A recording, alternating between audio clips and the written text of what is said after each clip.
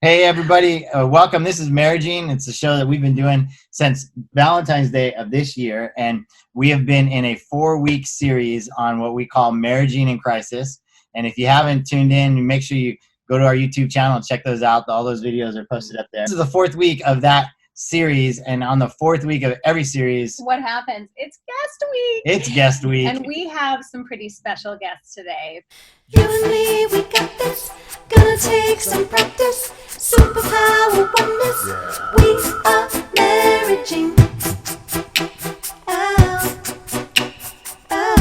One to twin powers activate. We are marriaging. Pastor Paul and Esabel, we are so grateful to have you here. Our Australian pastors that we love. The two of you, you and Pastor Paul, met last year in Singapore. A pastor born and raised in India, living in Australia, and a guy from California, and we met in Singapore. How often do we have that story? Thank you so much for having us with you. New Life Church is very blessed to have the pair of you pastor them, and we got to hang out with you, Pastor Paul, and your son David, and we most certainly enjoyed having you here. But next time, it can't happen without you. Yes, I got to bring my bride. Yes. Amen. And we can't wait to host you guys here. Yes, you have to come down under. Yeah, the Bondi has great surf. Yeah, yes. There are some good spots here for surfing. Yeah, can't wait to have the whole family. You know what? And plane tickets are like $14 right now to go to. Yes. That's This it. is the Just book time. it. Book by plane. Yes. And we would love for the two of you to share your love story. I think if I do it, it'll be a longer version, so I'll let my bride speak. I'll do a short summary of it, because originally we're just celebrating. We just passed our 20th wedding anniversary in March 25th, and we praise God for His goodness and grace and His faithfulness. And we were going to title that anniversary service "How to Get a Guy in 16 Days," because that's our story, and that's what our whole church. We've always got this running joke in our church, and my husband always loves to introduce how we met. He always says, I met my wife in bridal college in Singapore, and after 16 days, she proposed to me. That's what he always says, and to this day, nobody knows the real story, so we would have to set the record straight. It was in 16 days. But as who proposed to who, that's still the contested thing. But we did meet in Bible college in Singapore. I was on my way to be trained to be a missionary in China, and part of that training was to be at that Bible college to prepare. And that's where we met, and he was there doing his theological studies. And so we met, and Singapore was incidentally the place where I was born. And secondly, actually the place where I became a mother, because David was born there. And so it's been a significant place. So I was born there, met my husband there, became a mother there. So it's a very significant country. How to get a guy in 16 days. So She that's did a it. Summary. Yes.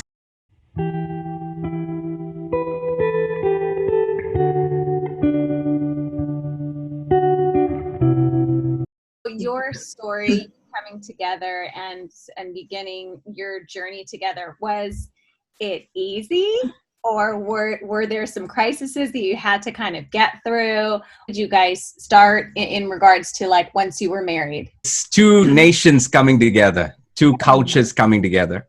And even though there are some common traits between the Chinese and the Indian, it's a cultural divide, and there's a lot of prejudices that undergirds the thinking of both cultures about the other. And so when we came together, it was a clear call of God that He was bringing us for His purpose, but yet we had to confront the cultural issues, the family's expectations, and things like that. And I wouldn't say that it was easy, because we went through a painful journey for nearly a decade.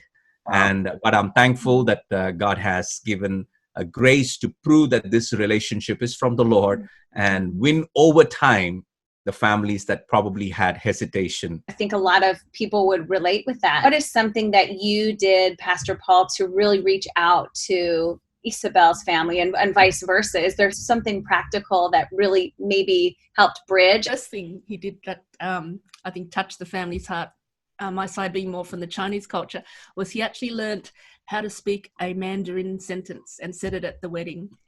What? All right, let's hear Simple it. as that. Simple as that. So that was one thing. Can you still remember it? Probably. Yes. Just going global. No, just kidding. 谢谢你，接受我作为你的儿子。 So translated means thank you for accepting me as your son-in-law. What? Yeah, high five. Yes. So that was one step, the initial step, sort of, so embracing the Chinese cultural heritage from my side, even though I've been brought up very Aussie, as you can tell from my accent. G'day, mate. But yeah, so that was one of the first steps you took, just to acknowledge that side. But it's, I'll give you a framework to think about. Yes, Because in a lot of new adjustments that needed to take place, I didn't just marry into a Chinese family. I married into a Chinese Australian family. And I didn't just marry their daughter. I also moved country. It was also a new experience of moving country. So all this could have really complicated our relationship. But one of the things that we truly believe is we got to learn to manage our own expectations. So I'll give you a framework. The framework is called Enough is Enough. ENAF. In other words, manage your expectations. There are a lot of times we have unspoken expectations. Sometimes there are unrealistic expectations. And so we need to evaluate our expectations and learn to manage our own expectations. And when we do that, that helps us to release other people from having to perform at a higher standard that we want them to do. So manage your own expectation. The second one I would say is manage your own needs. And I think each of us, we have our own needs when we come into a relationship. And in any relationship, there is needs that we have, certain idols of the heart that people carry. Like, for example, someone could be power driven. They need to be in control of the situation, the decision making and all that, the power. Or someone who could be addicted to approval. They want to be approval seekers, and so they become people pleasers and give in easily, and later on resent the fact that they're doing that. Or there could be people who want more comfort, that I should never be pushed into a corner where I am out of my comfort zone. Or someone could be in a place of total control. I want to manage every situation, every scenario. And it doesn't matter what your needs are, how you're wired, we have to learn to be self-aware and take stock of it. And one of the key things that I realized is that I can't change the opinions that they have about our relationship and about me especially. And only in time, those things can be sorted out. So we got to view life like that. There's a synchronistic view of life and a diachronistic view of life.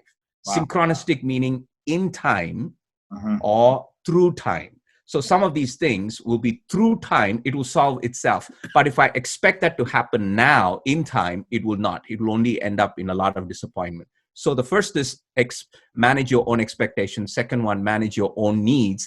Thirdly, manage your own anger. In other words, there will be a build-up when there's unmet expectations, and when it's that becomes, after a while, it becomes an unhealed wound. And if you keep festering this, your emotions will end up becoming toxic. And that means the very thought of them, there will be a toxic emotion. Very mention of them, there will be a toxic emotion. I remember the time we used to drive to their family for dinner, and on the way back, we will be just having intense fellowship in the car. I don't say that we fought, but it was an intense fellowship. Meaning, why can't your family in that kind of conversation? So those things, I realized that it's me not learning how to manage my own expectation, managing my own needs, and then learning to manage my own anger or my emotions. Yes. And finally, it is about managing the focus of this relationship. Don't get carried away by distractions. Don't get sidetracked by people who don't really play a major role in your life. You need to know that at the end of the day, the two shall become one. So focus on becoming that one. Now, the key question is which one? We don't know that, but at least the two shall become one. So we learn to focus on building the godly marriage that God has given us. So that's what kept us going. So right from day one, we made this decision. We will not build our marriage on Indian culture or Chinese culture. We will build our marriage on the word of God and the kingdom culture. And that has undergirded the past 20 years. And by the grace of God, through time, God has proven this relationship to our family members. And win them over. Praise God. I have a question. Are there cultural things, though, that you both are like, these are really great things and we want our kids to know this about our cultures? Absolutely. There's redemptive qualities in all the culture. And so respecting the elders, calling people uncles and aunties, and really being part of the extended family, you know. So those things, and truly giving honor for the elders in general, and not putting them down, giving them the face value. Asians especially want face value in everything. So paying attention to those things. So it's like the minute details, we still play along. But overall, what we realized is we cannot pander to the expectation of the culture. We have to live the life that God has called us to do. And a called life is a unique life.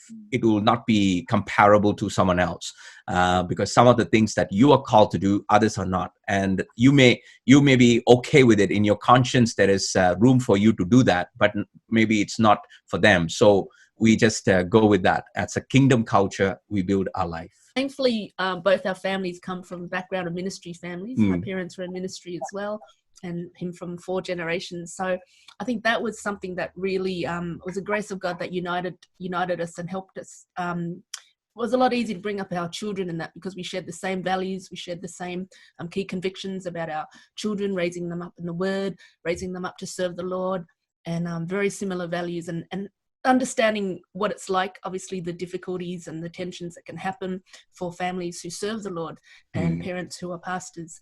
And so we thank God that there was that similar experience. And of course, a few differences in the way we practice different celebrations and things. And this is, I guess, our children growing up in a church where there's more Southeast Asians.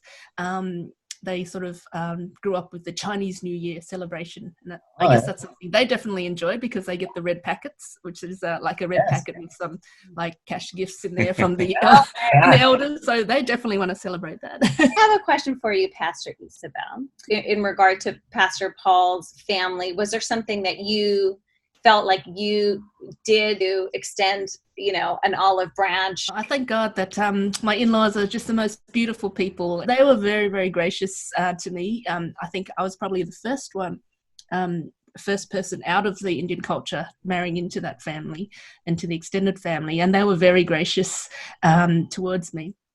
And also being part of a pastor's family myself, I think that was definitely something that they could all relate to, and that they're very thankful for, that Paul had married, someone else from a pastor's family.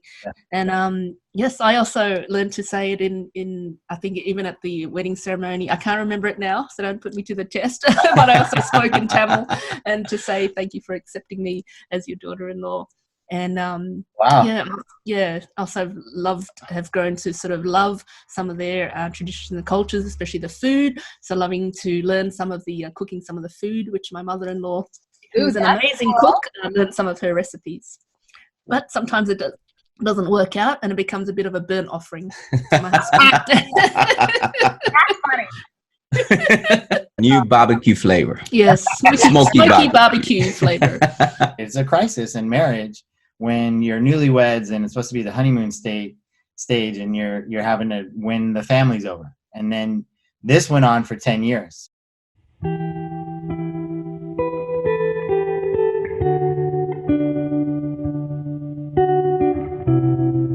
Now, this is a crisis that we are going through as nations.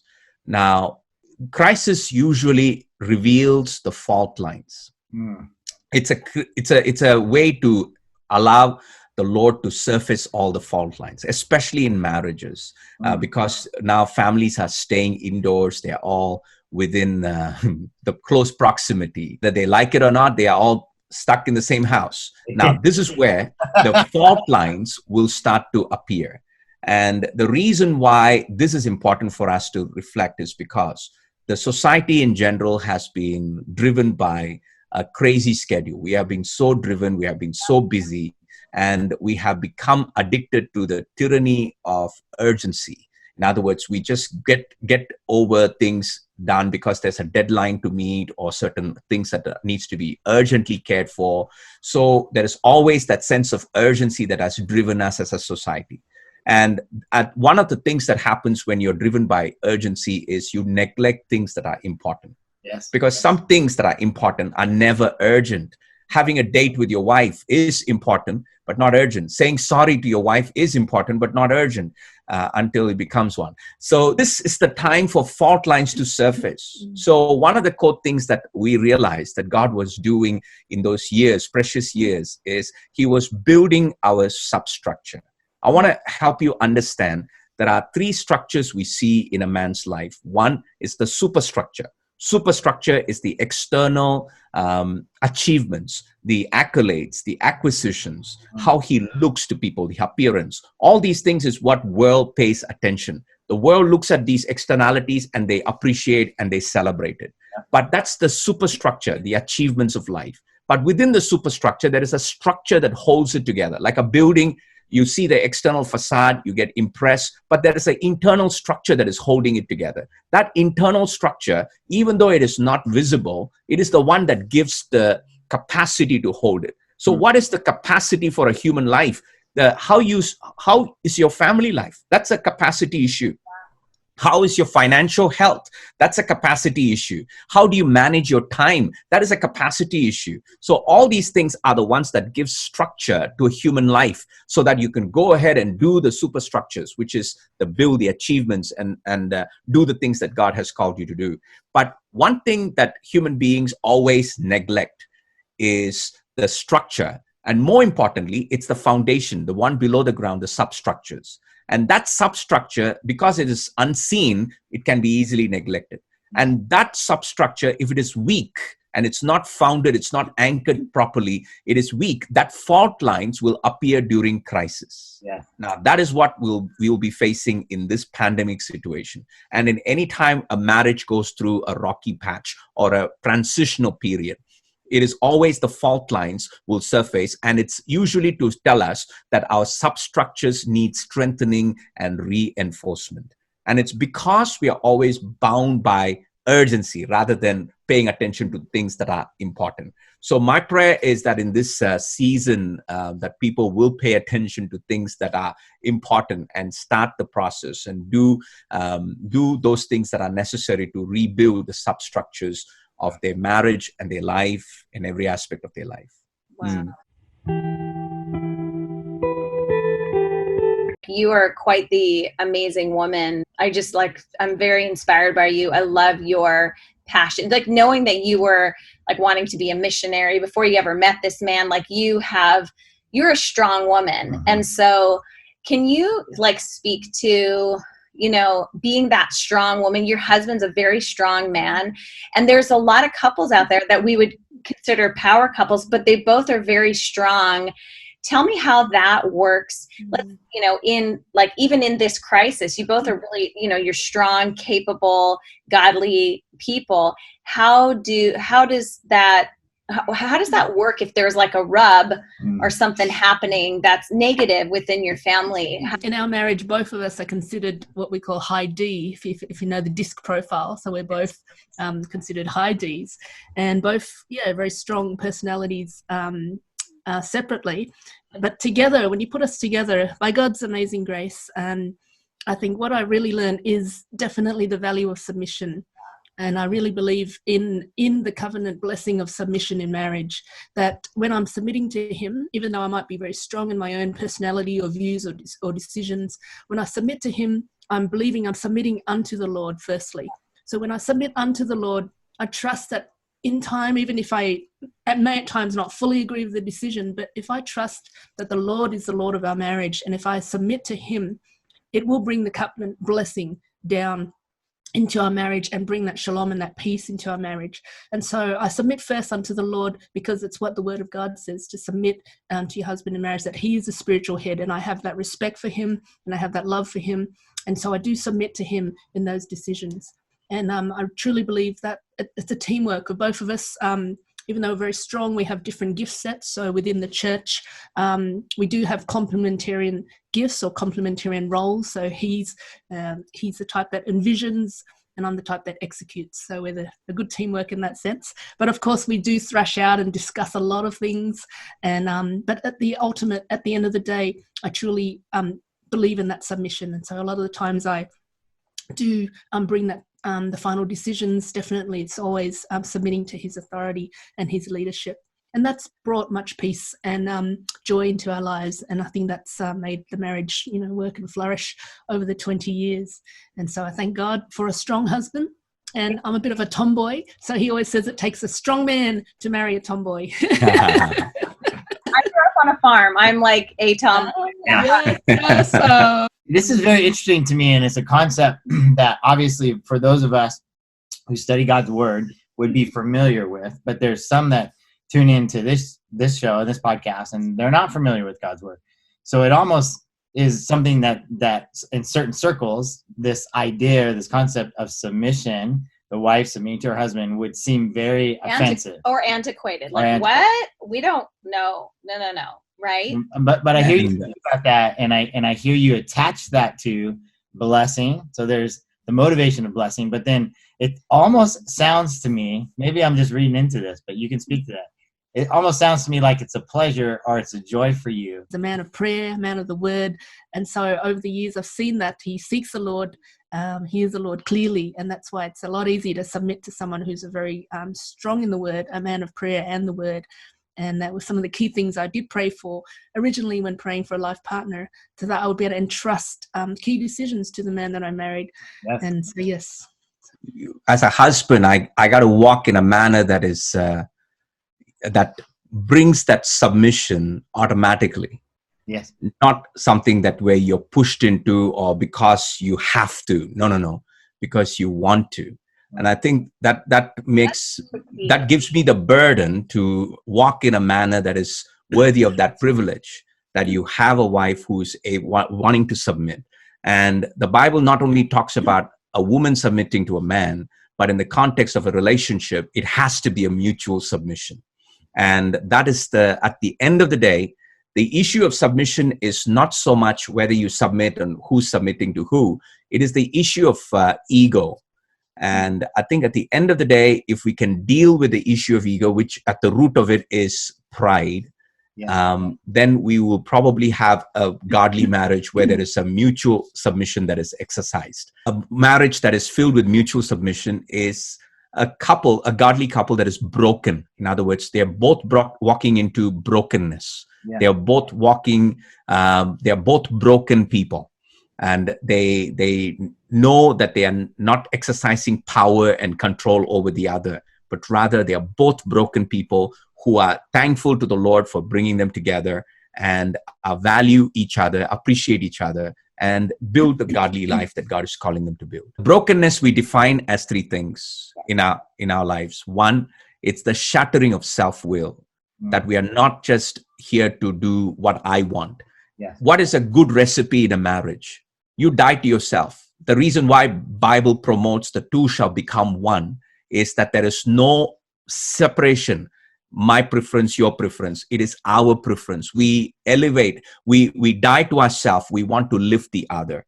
And I think that shattering of self-will is brokenness. Number two, not only a shattering of self-will, but it's also the stripping of self-reliance, that we are not self-sufficient within ourselves, that we need to understand the vulnerability of our own resources, that we can't do everything. And whatever God is calling us to do, we got to do it together. And you bring something to the table. So I value your opinion. I value your contribution. I value you as my companion, not only in family life, but in every aspect of my life. I want your input, and I want you to come together and make this. So those things is the shattering of self-will, the stripping of self-reliance, and a softening of heart to take the other and prefer the other. And so that we together can walk in that brokenness. And I think if a couple can come to that place where they are walking in brokenness, they truly will appreciate each other, not take each other for granted. Yes. Yeah. I think because he mentioned before, it was all about ego, and the acronym for ego, we always say, is edging God out.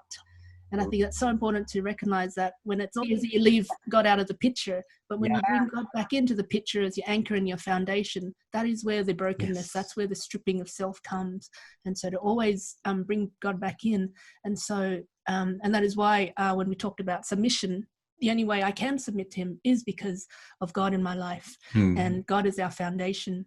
And knowing that I can trust him, even when I relinquish control, God is in control. I'm so happy you all spoke about this, because when I was a kid, I watched the Wonder Twins. They were superheroes. And I don't know if you remember them, right? But it was a brother and sister, and they were both independent. They were superheroes and pretty powerful. But when they came together, and only when they came together, that submission, like, I'm gonna die to myself and combine with you, and they Wonder Twins power. That's when they became ultra power, right? And this is exactly why one of the things we talk about in this show is it's not Nova living her strengths and her calling and her will, and Ricky living his, and we just have to be under the same roof, but it's us, and then we're living this out together. And that's exactly what you both just described so beautifully. So thank you for describing that. That's awesome. Thank you. Praise God. There's that principle called the power of alignment. I don't know if you've heard of that power of alignment. When two are aligned, greater can be achieved. And there's an illustration called the two horse power rule, where they did a test where one horse could pull a load of 800 pounds separately by itself. Another horse could pull 700 pounds separately by itself. So they thought, why not put the two horses together? And normally you would think, combined, they could pull a weight of the two weights, so 1,500 pounds. But when they combined the two together, in total, they were able to pull a weight double their own, of 3,000 pounds. So that was the 2 horsepower rule, which gave such a beautiful picture of the power of alignment, that when two lives pulling together in the same direction, not apart, but moving in the same direction in alignment, greater can be achieved for his kingdom. Dropping mics all over the place. Yes. There's all these mics. All everywhere. So here's what we try to do with every show, because we Yes. used a whole bunch just now, and people are going to have to pause, take notes, and then pause. But we always want to leave our listening audience with a homework assignment for the next 7 days. They can put into practice, so digest all that, and what would that look like in a homework assignment?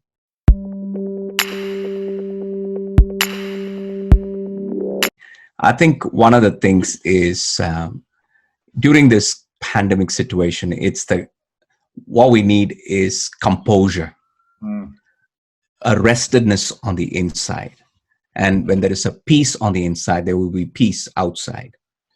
Doesn't matter what the world is throwing at us. So there are things that disturbs this peace. And the reason why it disturbs the peace within us is things like unresolved baggages. Yeah. So when you have unresolved baggage, it usually indicates there are certain things that are churning on the inside. There's a restlessness, and you become aggravated, you become frustrated, you become easily explosive, you explode for any little thing. And those things are signs that are unresolved baggage issues that are going through. So how do you then identify those feelings? Why do I have this? And that will give rise to an unhealed wounds that you're carrying inside.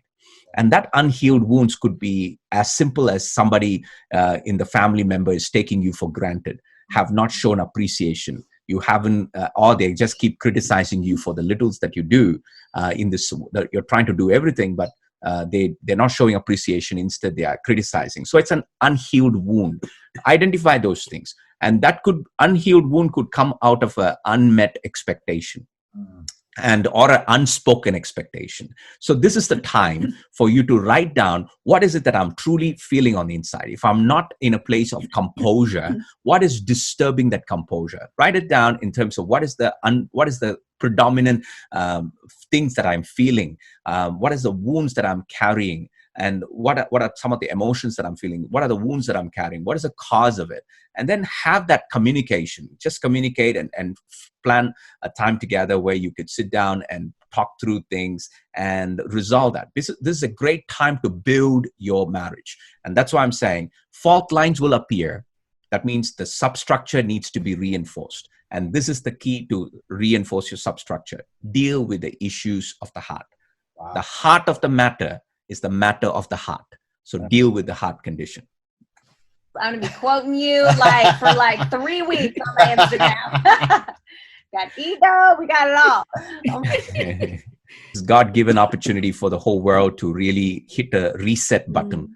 Just take a pause, reflect upon life and reset. This is a great time to do that. This may be a silly question, but what's been your, like the pair of you, what's been your biggest challenge during this pandemic? I think all the stuff that I just talked to you about, Yeah. this will be the issue. The reason is because we are so busy as pastors. We are always busy giving out, doing things. But now when you hit the pause button, this is the time to truly take a step back, to reflect and then go, okay, there are some things that needs to make adjustments, and this is a key time to do it. And I share this. Let me just because some people will take this as a season of sabbatical, right? This is a good time to actually have a downtime and have that sabbatical that you really need. And during the time, there's only 3 things you got to do. One is to really repair your past. Deal with the past baggages. Don't carry them into your future. Forgive, forget, move on, let it go, and repair your past. The second thing you got to do is to repack for your future. There are some things that you don't need in the future. Like the whole world is entering into a new normal. There are some things that you valued in the previous normal. It's not going to be valued in the new normal. So you also reset in your own heart. What are some of the things that I don't need to carry into the future? So repack for your future. So be intentional in these things. And while you're doing this, the third thing will be revitalize your relationships. So that's where you revisit the purpose for God, why God brought us together. Revisit the purpose of this marriage. Revisit what are the core values that undergirds this marriage. So revitalize this relationship, fan the flame again, and fall in love again. And these are the intentional things we got to do in this season. So whether you're having a sabbatical, whether you're having a break, whether it's a forced lockdown, doesn't matter. Turn it around. Have a staycation at home and truly go before God and deal with life so that you can strengthen your substructure and build a godly life. That's good. All right. I should end there. You guys are power packed for sure. Man, thank you. Thank you. Well, okay, so we have to say goodbye in the traditional. Okay, so let's do it both in Mandarin. Okay, She doesn't speak any Mandarin. Okay, we speak Aussie. Okay, so Wow. let's do it in the Aussie fashion. Okay, Bye. see you later, mate. See you later, mate. Catch yous later. Catch you later? Catch yous later. Like that. Catch you later. Okay, I'm gonna check it out. Yes, it's great. She got it. Catch you later? No. No. Not cheese later. Oh. All right. Wonderful. So Thank you good. so much. Love you. Love you. Love you guys. God bless. Bye.